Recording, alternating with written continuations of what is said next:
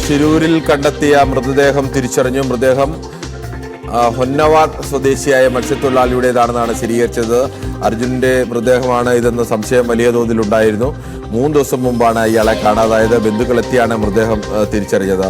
കൂടുതൽ വിവരങ്ങളുമായി KV ബൈജു ചേരുന്നു. ബൈജു, അർജുനെ സംബന്ധിച്ച് ഒരു മൃതദേഹമെങ്കിലും കിട്ടുമെന്നൊരു വലിയ പ്രതീക്ഷയൊക്കെ ഉണ്ടായിരുന്നു. അതിന് പ്രതീക്ഷ എന്ന് പറയാമോ എന്നറിയില്ല. എന്നാൽ പോലും ഒരു ആശ്വാസത്തിന്റെ ഒരു കണിയായിരുന്നു. അതെങ്കിലും തിരിച്ചറിയാൻ കഴിയുമോ എന്നുള്ളത്.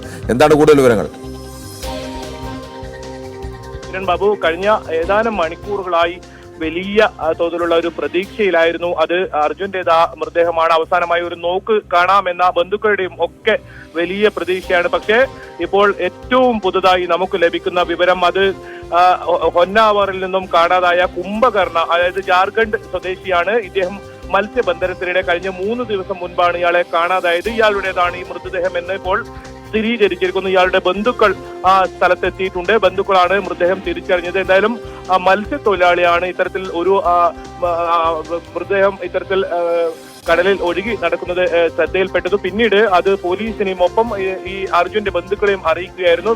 ആ സമയം മുതൽ വലിയ തോതിലുള്ള ഒരു വലിയ പ്രതീക്ഷയായിരുന്നു. അവസാനമായെങ്കിലും അർജുനെ ഉൾപ്പെടെ 3 പേരെയാണ് കാണാതായത്. അവരുടെ ആരുടേതെങ്കിലുമായിരിക്കും മൃതദേഹം എന്ന ഒരു തരത്തിലുള്ള വിവരം ആയിരുന്നു ആദ്യം ലഭിച്ചിരുന്നതെങ്കിൽ ഇപ്പോൾ അതിനൊരു സ്ഥിരീകരണം വന്നിരിക്കുന്നു. അത് അർജുന്റെ മൃതദേഹമല്ല, ജാർഖണ്ഡ് സ്വദേശിയായ കുംഭകർണ എന്ന് പറയുന്ന അദ്ദേഹം 3 ദിവസം മുമ്പാണ് മത്സ്യബന്ധനത്തിനിടെ ഇത്തരത്തിൽ കടലിൽ വീണതും അപകടത്തിൽപ്പെടുന്നതും. പിന്നീട് അദ്ദേഹത്തിന്റെ മൃതദേഹമാണെന്ന് ഇപ്പോൾ സ്ഥിരീകരിച്ചിരിക്കുന്നത്. എന്തായാലും കഴിഞ്ഞ മണിക്കൂറുകൾ വലിയ തോതിലുള്ള പ്രതീക്ഷയായിരുന്നു.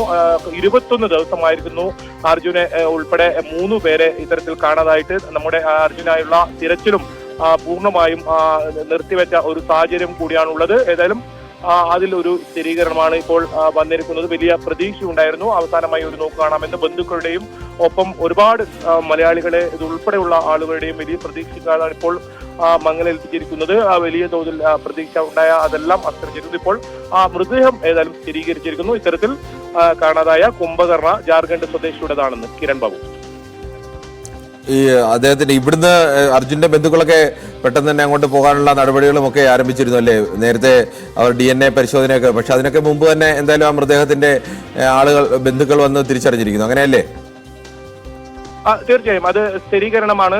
കൃത്യമായ വിവരം തന്നെയാണ്. അത് പോലീസും സ്ഥിരീകരിച്ചുകൊണ്ട് കുംട്ട പോലീസാണ് ഇത് സംബന്ധിച്ച് സ്ഥിരീകരണം നൽകിയിരിക്കുന്നത്. അവരുടെ ബന്ധുക്കൾ തന്നെ അവിടെ എത്തിയിട്ടുണ്ട്. അവരുടെ മൃതദേഹം തിരിച്ചറിയുകയും ചെയ്തു.